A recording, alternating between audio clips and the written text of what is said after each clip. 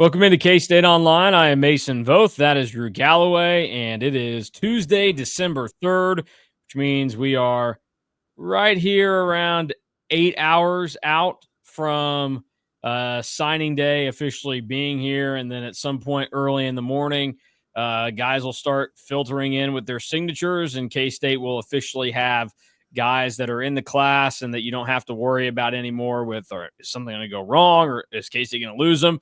So that is all on the horizon. Drew and I will preview all of that in just a moment for you. But first, I know nobody wants to think about Iowa State as they get to have signing day and then also play in the Big 12 championship game. But K-State, they're going to get their crack at Iowa State, not their next time out, but the game after that. And with the holiday season upon us, this is your chance to give the gift of Ireland. Whether it's for yourself or the Wildcat fan in your life, an incredible trip to Ireland for the Aer Lingus College Football Classic is the perfect way to kick off the 2025 season. Enjoy all the sights, sounds, and excitement of Ireland while cheering on K-State in one of college football's most unique settings. Get ready for a once-in-a-lifetime experience. Visit cats2ireland.com to learn more. That's cats, the number 2, Ireland.com. So we will get ready to preview some of what is coming tomorrow with signing day. But first, a sad note to pass along. We found out this morning that former K-State OC Dana Dimel passed away this morning. So unfortunate news there. And obviously everybody wishing the best for the Dimel family as Dana Dimel has passed away. And look, I mean, he was the offensive coordinator when I was in school, when I got to K-State. So that's significant timing. And certainly, I mean, he is going to be one of the more remembered offensive coordinators in K-State history, I think, whether it's for the good or the bad that comes with it. But by all accounts, was a good dude, and obviously had a pretty lengthy football career where just recently he was the head coach at UTEP. And I want to note that I'm honoring him by wearing this. I think belonged to him at one point. So it would have been sometime between 2017 and 2018 when he was no longer at K-State. My roommates and I, we used to go to Goodwill randomly, see what we could find. You know, sometimes you find somebody that, and I've learned this now as I've gotten older, and my wife and I just take random stuff to Goodwill. It's like, oh, we're just giving them some pretty nice stuff. You know, see what you can find. And I guess the Dimmels and their move to El Paso and not being at K-State anymore, like, well, let's offload some of this stuff at Goodwill. And so I didn't realize at the time, I was just like, oh, it's a pretty nice, like, Nike K-State pullover. That's like an instant buy for $7 or whatever at Goodwill. And it was probably after a couple of weeks, I had it at home and it was laying on my bed, and I looked at it, and there was a little label on the inside of the neck that said DD. And I was like, holy crap. I think this belonged to Dana Dimel. It seems to be the right size, because when I bought it, I was like, this is a little big, but I can't pass up on this opportunity.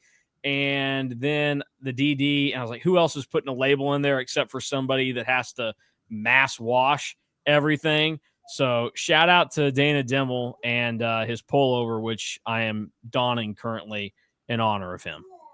Yeah, he was also the offensive coordinator when I started school at K-State. And I saw a tweet earlier today, and it really just kind of put things in perspective with kind of how K-State could go about honoring him.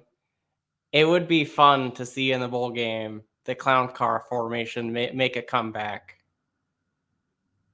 Like, yeah, I mean, or like I said earlier, hand it off to Will Swanson from the 44-yard line, the opponent's 44, because yeah, there's a lot of things that you could do that people would go, that is very Dana Dimel. So let's see what K-State has in store there. But unfortunate news, obviously, too soon, and something that everybody will be thinking about. And he had recently been spending time at Illinois helping out on their staff. So there's a lot of cross connections there. I saw Brad Underwood put out a tweet today where Underwood was talking about how they were student athletes at the same time at K-State. And then obviously they were both coaching here, and there was some crossover, and now both of them had been at Illinois this past year. So a lot of stuff going on there. Treated unfairly by UTEP too. I would agree with that. Absolutely. He is by far the best coach at UTEP in the last 30 years, probably. Yeah, I mean, look, he took UTEP to a bowl game a couple of years ago. You know, they'd been winning a handful, very much unfairly treated. So we'll see what other kind of eulogies are put out there later on today to remember Dana Dimel. So sad news today. Now, in terms of what we've got going on tomorrow. Signing day, we're going to have a full show for everybody to kind of go over every player in the class for K-State, discuss some of the notable happenings with everything that has gone on. But with just a few hours before we cross into December 4th and that day, we wanted to kind of set a preview here and take a look at some of the things that might be coming. And I think the number one thing that we have to start with talking about, Drew, as much as people probably don't want to, and DY and I already talked about it yesterday, is going to be Lincoln Kure and where that situation is. As it currently stands, 3:53 p.m. on Tuesday, December 3rd, he is still verbally committed to K-State. There has not been, to my knowledge, any indication officially that he is not going to be a member of K-State's 2025 recruiting class. However, there are a lot of unofficial cues that seem like they maybe have happened to make you think it's a whole lot less likely that he's a member of this class. So we sit here now. What do you think and make of the Lincoln Kure situation? This is going to sound like I'm riding the fence so hard. This is like, I have absolutely no idea. And to be honest with you, I don't think that anybody really knows with beyond shadow of a doubt. I think that there are things that make you think that it could be Oregon because he was so adamant about taking this visit. And even some of the quotes post visit with Steve Wiltfong and it was actually Lincoln's dad, with some of the quotes in there that kind of make you kind of think that it could be Oregon. There was the quote with Landon Reinhardt yesterday saying, "I'm a Wildcat, but anything can happen." So there's that. But then there's also the fact that the further out that this kind of gets from the visit, the closer that we get to signing day, it kind of makes you think that K-State could really, I don't want to say pulls a stunner because they are essentially would be just keeping the guy in their recruiting class. But with how much momentum that it seemed like Oregon had post visit, it would kind of be pulling a stunner. I mean, I told you before we started recording that the latest that I had kind of heard was a few hours ago that it didn't even really seem like that Lincoln knows what he's going to do yet. So you kind of get into that, and with him setting a deadline for tomorrow for himself, because that's the other thing is that he could just wait until February, but he wants to sign tomorrow. The closer that it gets and the murkier that it gets, I wonder if it leads to him sticking with K-State. Yeah, that would be the vibe that I would go with, is that it would have seemed that the better chance of it being Oregon would be that he takes the visit, he gets back, he has some time to think about it, and then Sunday night or sometime yesterday on Monday, he makes the announcement, "Hey, I am decommitting from K-State." That would be the, I think, traditional way that this thing plays out. I mean, there are some times that the guys just randomly announce that, "Hey, I was committed here. Now I'm committed here." The best example would be Jaden Woods recently of Mill Valley, who just, everybody, it seemed like, hey, done deal, Penn State was all going to happen. And then all of a sudden, out of the blue, you get the graphic post. And it's like, "Oh, I'm committed to Florida now." And it's like, "Oh, great. That's an RPM prediction that's going to be dinged against me now for the rest of my life. Shoot."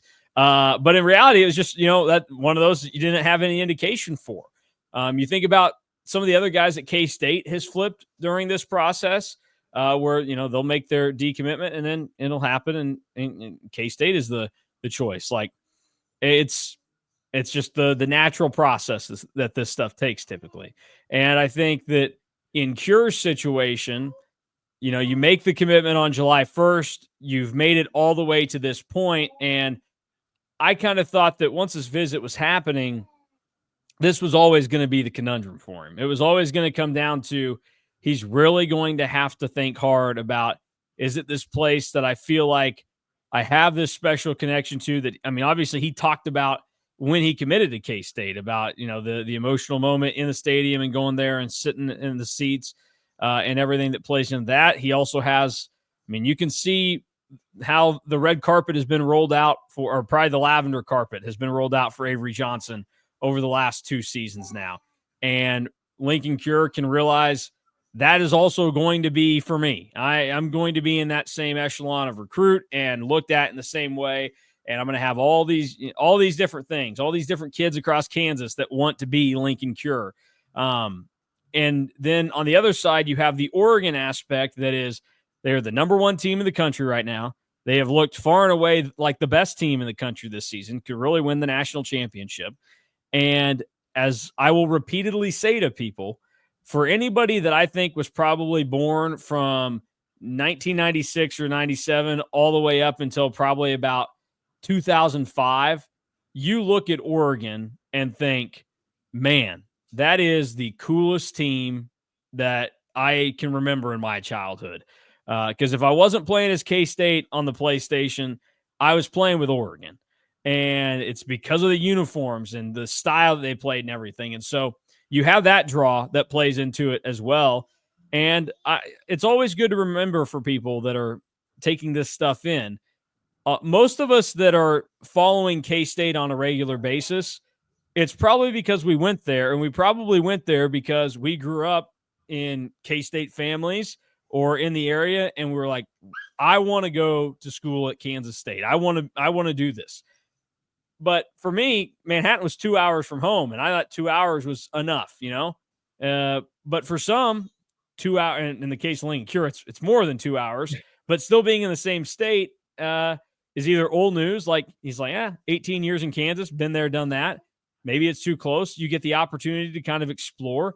And not only do you get to go to a different location that you've never really spent much of your life with, it's also at a place that is one of the number one powers in college football right now. So there are a lot of things that weigh one way or the other. And it's been very clear in this recruitment from the beginning that there are two very different sides to how this might play out for him. Just because we know where K-State sits in the pecking order of college football, and we know where Oregon sits in the pecking order of college football. But I'm with you. The longer this thing draws out, it's probably a good sign for K-State because, again, we still don't have an indication one way or the other that he isn't going to follow through with his commitment to K-State. And I think the closer we get to signing day tomorrow, the harder it's going to be for him in this, split-second decision to look at it and say, okay, I'm going to have to go back on what I already did and go with this. So, I mean, I know that a lot of it seems to be trending for Oregon. And look, Sunday night into even yesterday, there were still a lot of things to me that indicated that it was probably going to be Oregon. But as we get to this point now, it's much murkier. And I think it's back to being a true 50-50 as opposed to, I would have said on Sunday night, Monday afternoon, it was probably like 60-40, 70-30 that Oregon was going to win out in this thing. But now it's a real coin toss. Yeah, it's really fascinating. And like, this is full transparency. You get to really see that we're kind of on the fence here when I say this. We have a crap load of things that are coming out tomorrow with signing day. When I talk about the full class and kind of talk about and do a little bit of a rundown in some of the articles that we have ready to roll for tomorrow, I have paragraphs that say, if Lincoln stays, if Lincoln goes. And that's just kind of how it is right now, because I think that everybody thinks that it's so tight and everybody's kind of hearing different things, and it's just very murky. And when you kind of read between the lines, that kind of makes me feel a little bit better about K-State's chances, but I can't say that with beyond shadow of a doubt. Hell, I have a pick right now on 3 on the RPM of Lincoln potentially flipping to Oregon, because I think that it's a possibility, but I also think that it's just as equal of a possibility that he stays with K-State. So long story short here, we kind of don't really have a clue, and I don't really know if he does. And I think that's what makes this one of the more fascinating things. in a signing day, not just with K-State, but I think just overall. And this is where if Lincoln was committed to a lot of other schools and was torn between that school and Oregon, like if it was like Alabama, for example, this would be getting a lot more national coverage of like, this guy has no idea where he's going right now, like 24 hours before Yep. signing day. But right now it's like, okay, since it's K-State and Oregon, everybody just assumes that it's going to be Oregon. But I, I'll push back a little bit on that and say that I think K-State has a lot better of a chance than people are really giving them credit for. Yeah, I think this kind of just goes back to probably where things sat at the end of June, going into July, when most of the people were, that weren't in this area gave it the old hardy har har har. Yeah, Oregon's going to lose out on a 5-star recruit to K-State. Ha ha. Yeah, good luck. But I think like that's where this is trending again, is that the decisions are real there, and they're neither to me is the wrong decision for Lincoln Kure. I think that's the one thing that should be remembered in all this. I do think that you're wrong if you think that either one of these moves is the wrong thing for Lincoln Kure. Now, the way that he goes about this process, whether it is that he ends up choosing K-State or he ends up choosing Oregon, that can be debated, and I think that would be fair game in this, as long as it's done in a civil manner. But if Lincoln Kure stays with K-State, Oregon people, the national people should realize it's not a wrong move for him. And then if he decides, I'm not going to stay in the state of Kansas, I'm going to go play for Oregon, people in the state and around K-State should be able to realize that's not a stupid move either, because Oregon's done a pretty good job of, developing guys and making them good football players too.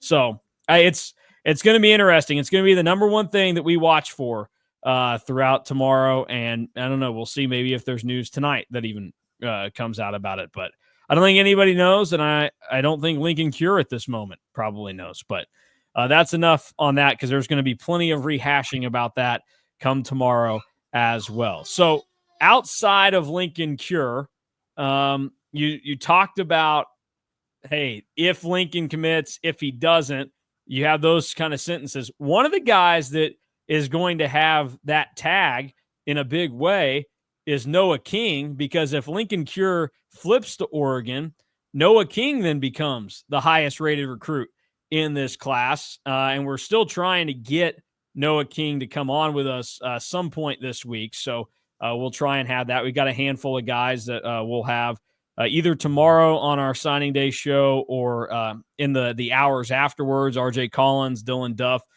guys like that will be joining us. But Noah King could be the highest rated recruit in this class. And if he's not, he does become one of the higher rated defensive players in recent memory to commit to K-State. Yeah, Noah King will either be the number one recruit or the number two recruit in this class. And I think that, again, is where we're really seeing K-State really start to flex their muscle a little bit as evaluators, because when King committed, he was not a 4-star in the On3 industry ranking. And as his senior season progressed, and now here we sit probably 8 hours before you can officially start to sign if you really want. And he is an On3 industry ranked 4-star prospect. And like you said, one of the best defensive recruits that K-State has gotten in the Chris Kleiman era. So to be able to cross the finish line with Noah King is a big deal. And really with all these guys, you look at K-State's class right now, and we know that there are a few more names that are also out there. So if K-State can keep Lincoln Kure, this class could be ranked in the top 40 pretty easily. I think right now it's sitting at number 40 as we're talking right now, and it could get up to 38, 37, and potentially up to fourth in the Big 12. And we're seeing that this is probably going to be the best rated class in the Chris Kleiman era, which is really, really exciting. Yeah, absolutely. I'm going through right now. I'm trying to see if I can find the last defensive player that would be ranked this high as Noah Ethan King is. But Newsom, potentially. I, yeah, and so I'm looking here basically how that would end up working out. So even ASA and the way that it goes with the way that the actual ranking, like Noah King's higher than that now. So it's a distance that has to be traveled. I'll try and find it before the show concludes. So Noah King is notable to follow along with, see how this goes. Lincoln Kure, though, also has a connection in a way to a couple of other guys that we're watching for tomorrow, because these players will be signing tomorrow. And one is not committed anywhere. That's Larry Porter. And then K-State also gunning for an offensive lineman out of the state of Georgia that's currently committed to James Madison, but it seems like the Cats might be the front runner. So update us on those situations as we head into signing day. Yeah, so Larry Porter is announcing at his high school tomorrow. It's between K-State and KU. Initially, there was a lot of really good buzz about K-State leading up to his official visit, post his official visit, and then you kind of got that same vibe after you visited KU, coming from the camp out of Lawrence, and how KU was really turning in the direction there. But the latest chatter is one that K-State is really looking good and will most likely be the pick tomorrow. I don't think that either one really knows without a shadow of a doubt yet. But you look at that and you think, okay, that's another name that you can add, and that's a guy that probably should have won the best wide receiver in the Kansas City metro area award last night. I don't know how he didn't win it when he had the most catches in the state and the sixth most yards in the country as a wide receiver this season. But what are you going to do there? And then Dylan Villarreal, an offensive lineman from Georgia, committed to James Madison. His recruitment has been honestly extremely quiet. K-State offered him back in November, got him on campus for an official visit, I believe, for the Arizona State game. And then really after that, it kind of went quiet. And then last week, and he was at James Madison. But the way that you keep hearing things, it sounds more like K-State recently than that he will stick with James Madison. So we'll see on those two fronts, because other than Lincoln Kure, those are probably the two names that will come across tomorrow that I'm really looking forward to seeing the most, because I think that's the one. Those are the ones that are kind of up in the air, and unless there is a different surprise from somewhere else, that those are probably like the signing day surprises. All right, real quick, circle back to Noah King. I have it for you here. So Noah King's current industry ranking is 89.87. That would be the first defensive player since 2015 to hit 89 or higher in the industry ranking. And again, On3 wasn't around then, so it was only 3 services that were being compiled. That was Duke Shelley in the 2015 class at 89.01. But to get to a player that had a higher industry ranking than Noah King currently has on the defensive side of the ball in a recruiting class, you have to go back to 2013. Do you have any guess on who it could be in 2013? Oh, 2013. Hint, it's a guy that never did anything at K-State or probably anywhere for that matter. Is this a Terrell Clinkscales situation? I could be. Would it help you if I gave you the state that the player was from? Yeah, that would help. It was the number 2 player in the state of Missouri. Oh, I think I know who this is, but I can't remember the name like off the top of my head. I can see him more than anything else. It was Nick Ramirez. Oh, So yeah. there you go. Here's to hoping that Noah King's career is a lot more like Duke Shelley's than Nick Ramirez's. So, yeah, there you go. That's the book there on the history that Noah King will have attached to him tomorrow when he signs with K-State. So, outside of the guys that we've talked about and maybe some of the surprises that could come into play, what are some of the other things that you're keeping an eye on for signing day and when we talk a little bit more about it tomorrow?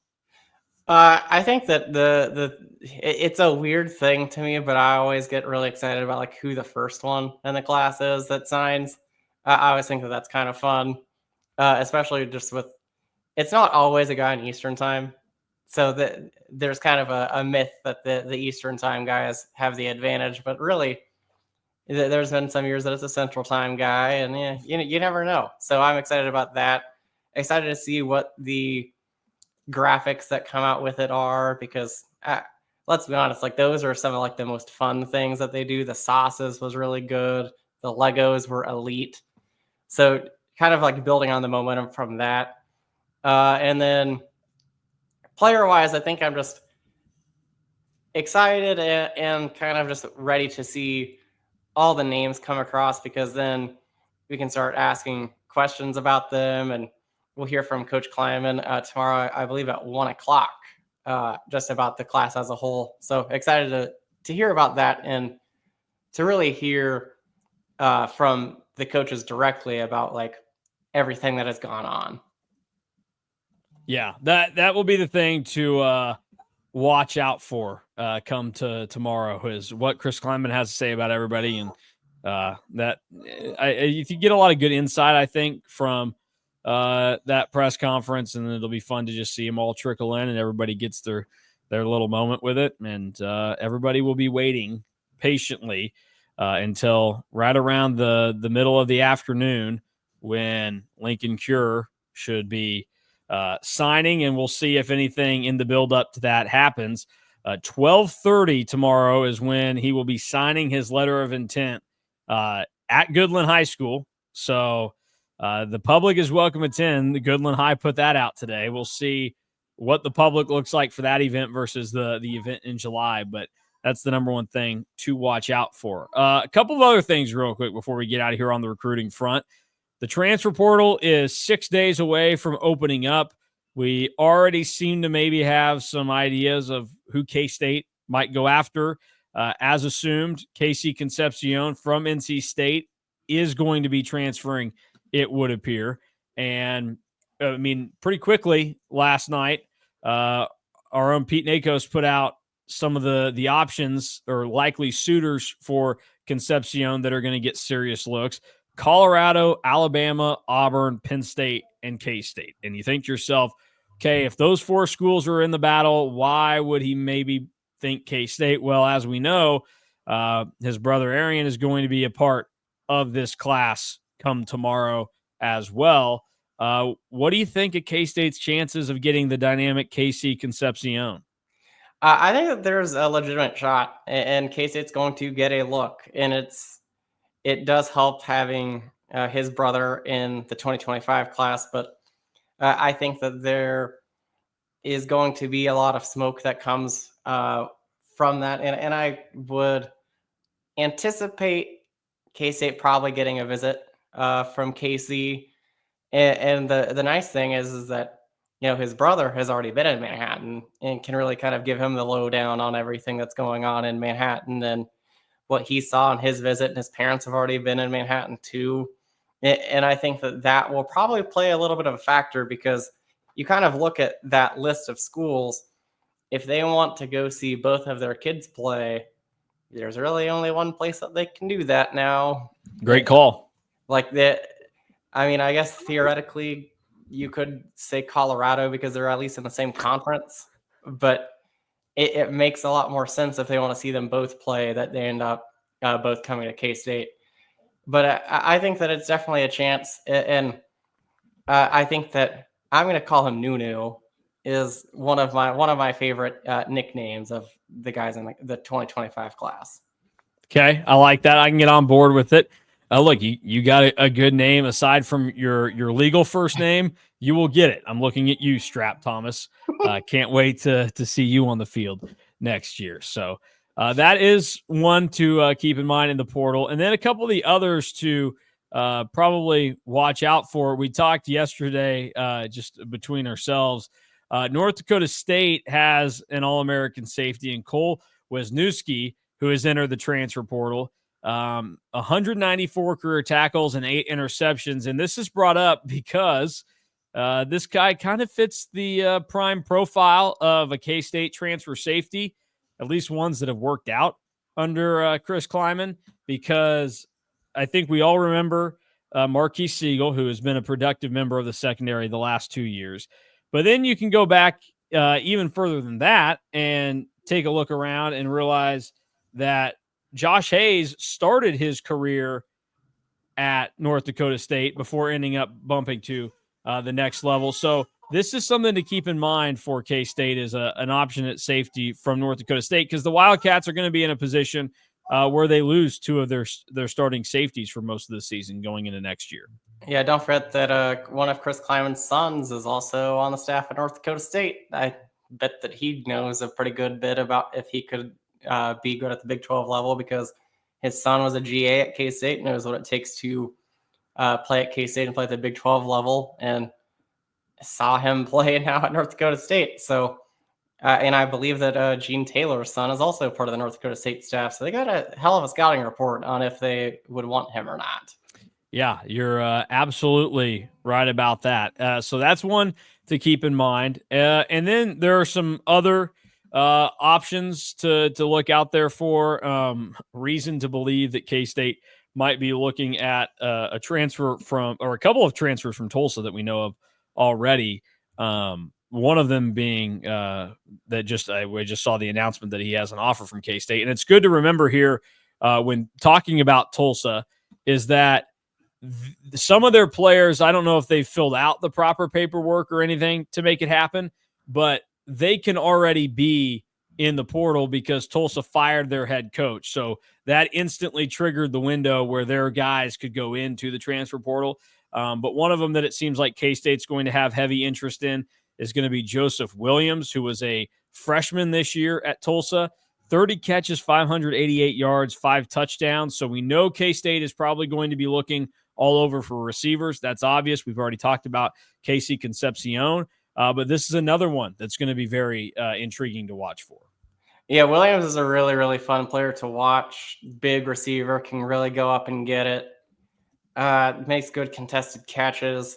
This is the world that we're living in. It makes just zero sense. He was named American Athletic Conference Freshman of the Year. Like 5 hours ago. Yeah, literally 5 hours ago. And he entered the portal, I think, 4 hours ago. So that's just the world that we're living in. It's a good businessman is what that is. But he is a fun watch. And I think that he is going to end up having a lot of suitors. I believe another notable team that has already offered him is Utah. So could be a fun battle between Big 12 schools. Yeah, well, here's the one thing I know about Utah. They don't know how to play offense. And then I'm sure some of you are joking, well, neither does K-State over the last 4 games. But they sure know how to play it a lot better than what Utah showed. And it is official now. He is in the portal. So the offers are rolling in. Fast and furious, Ole Miss, Utah, K-State, and Cal are the notable Power 4 offers that have already come in there. So there's going to be a lot more of this over the next couple of days. So we'll have that covered, especially after signing day moves on. And then obviously next Monday when the portal officially opens up. But that will do it for us today. A good way to preview everything. And then sometime tomorrow afternoon, I believe we're shooting, did I tell you 3 o'clock? Yeah, I believe it's on YouTube Live from what I understand. Yep. 3 o'clock, 3 o'clock live tomorrow on the KSO YouTube. Drew and I will have our recruiting day show. And if you're watching live, you can throw some questions in there at us. And then obviously, if you're not able to watch or listen live, you can play it back later on in the day and then also catch up with it on the podcast feed as well. So a lot of ways to take in signing day tomorrow at KSO. And really the best place, not even just right here, is by going over to On3 and finding KSO. And if you're not a member right now, I think it was supposed to end yesterday, but I've seen the national guys still posting about it. So that would lead me to believe that you can still do it. But you can get your first 7 days for just $1. And I would tell you that this is probably the best bang for your buck week that you can do it. And so if you're not a part of K-StateOnline or the On3 community, perfect time to do it. Go over to KSO, find us at On3, hit the join button, and you'll have the option right there. And then you decide you like it. Guess what? It's only like $12 a month after that. Think of all the different things in your life that are $12 that you spend on every month and that you probably don't need those anymore and that you can just, spend it here. You can probably cut back on a label a month. Yeah, I was gonna say one less, one less parlay each month, but there you go.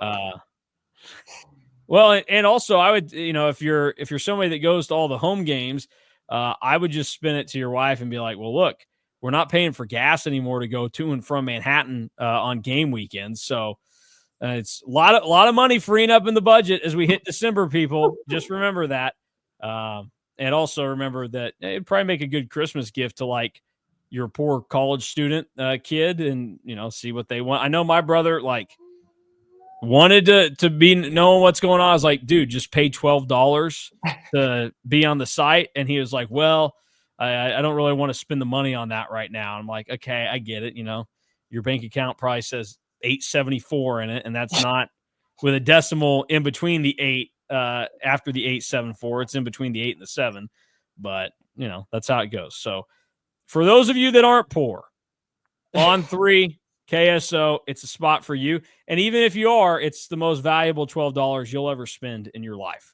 I guarantee it.